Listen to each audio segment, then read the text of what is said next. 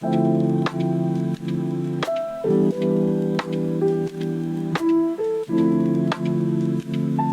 everyone, welcome back to our tutorial and game developing series.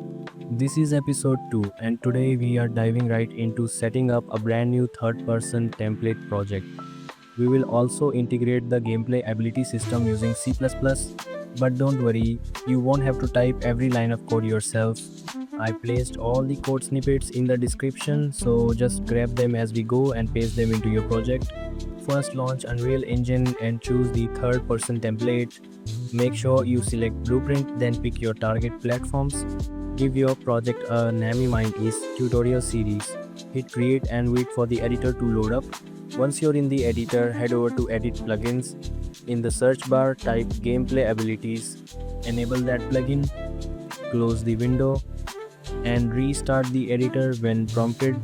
After restarting, go to Editor Preferences. Find Live Coding and turn it off because gas can get finicky if live coding is on.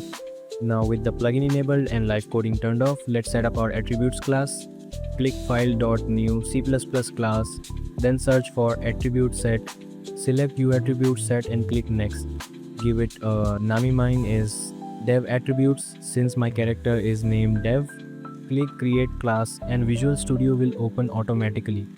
When it opens, you will see a default Build.cs file. Erase all of that code and replace it with the snippet I provided in the description. This step is mandatory. Without it, your gameplay abilities won't compile properly. Next, open DevAttributes.h and DevAttributes.cpp. Copy and paste the code from the description into those files.